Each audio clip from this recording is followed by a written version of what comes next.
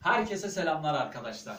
Bugün ne yapsak diye düşündük ve elimizde olan sınırlı malzemelerimiz, kullanmadığımız dolabımızla şu köşeye şömine yapmaya karar verdik.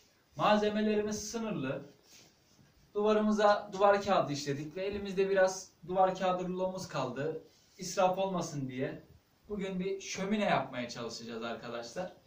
Gördüğünüz gibi şu iki kapağı çıkartacağız. Yanlarda birkaç parça daha çıkacak şeyler var. Onları tornavidamızla çıkartacağız. Ve ardından yavaş yavaş duvar kağıdımızı etrafına sarmaya başlayacağız. Şimdi ilk başta şu iki tane kapağı çıkartalım.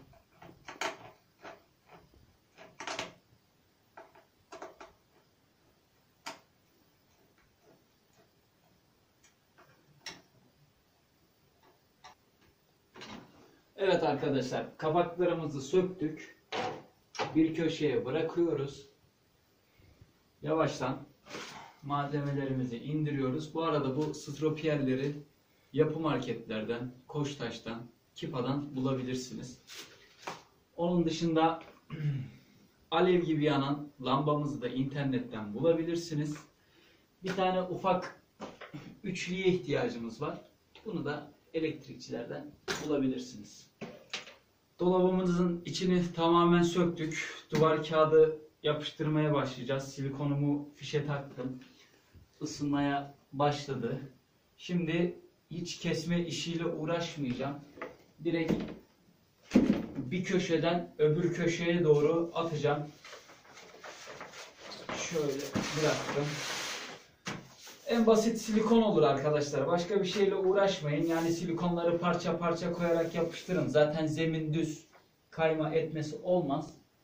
Böylelikle ölçü işlerinden filan da kurtulmuş olursunuz. Ben hemen bir köşesini yapıştırıyorum. Alan düz olduğu için problem çıkarmaz.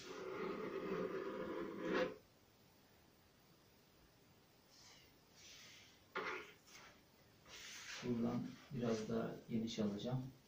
Şu tarafı da kapatsın diye arkadaşlar, sizin de aklınızda olsun. Şöyle kapatırsınız. Gayet hoş duruyor şimdi de.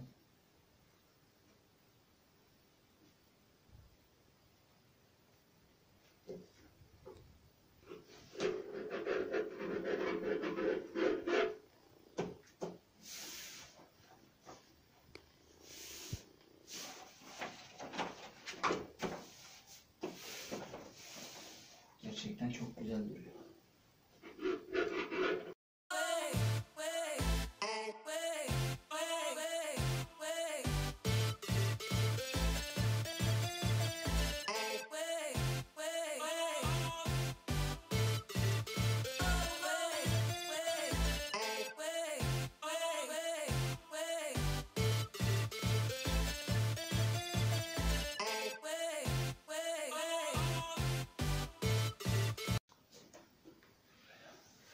Gördüğünüz gibi arkadaşlar dış katmanı bitirdik.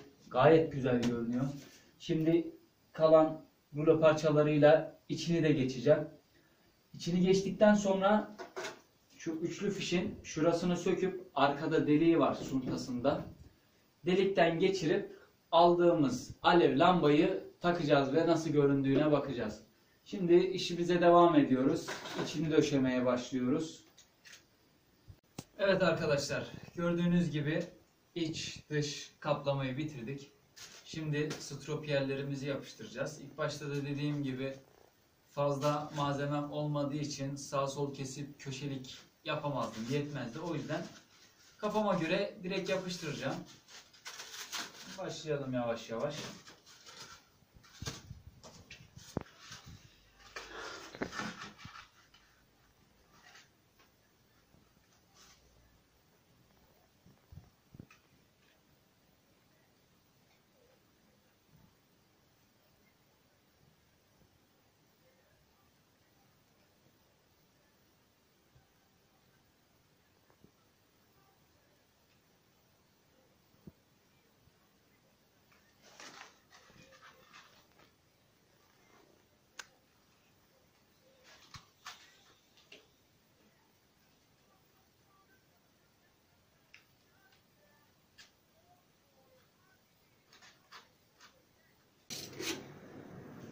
Karton piyerlerimizi de yapıştırdık arkadaşlar.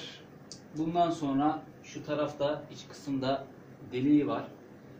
Oradan şu gördüğünüz üçlü fişi sökeceğim. Arkadan geçireceğim. Şu tarafa koyacağım. Dediğim gibi o alevli lambayı o tarafa takacağım ve üzerine çalı çırpı koyacağım. Öyle yakacağım ya da bulabilirsem kütük koyacağım arkadaşlar. Yapmaya başlayalım.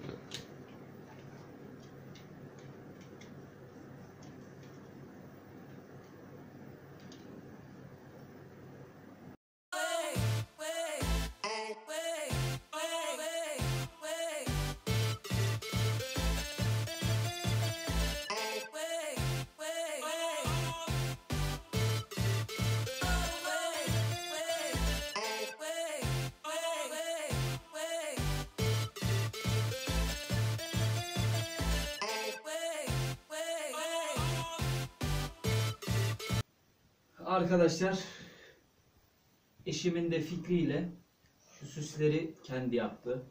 Şu süsleri yaptı. Gerçekten çok değişik bir hava kattı şömineye. Onun dışında elektrik bağlantımızı yaptık. Şuraya lambamızı yerleştirdik. Arkada zaten ilk de dediğim gibi suntasında deliği vardı. Oradan kabloyu geçirerek direkt burada duya bağladım. Birazdan yerine alacağız ve artık en son yakacağız. Şöminemiz hazır. Gayet de güzel oldu. Şimdi ufak tefek süslerle en sonunda size sunacağız. Evet arkadaşlar, şöminemizi bitirdik. Gayet güzel, hoş oldu. Küçüklerimiz olmadığı için şimdilik görseli bu kadar. Ufak bir de dekor yaptık. Onun dışında sıkıntı yok. He baba! He baba! Dur bekle, anne bakacak şimdi sana. Evet arkadaşlar, bugün ne yapıyoruz kanalından? Bizden bu kadar. Evet, çok yorulduk, çok uğraştık, kızımızı aksattık. Birazdan onunla oynama vakti. Yalnız ışığı da kapatayım ben size. Gel baba. Evet. Evet arkadaşlar, gayet hoş, gayet güzel oldu. Ama kızımızla da oynama zamanımız geldi.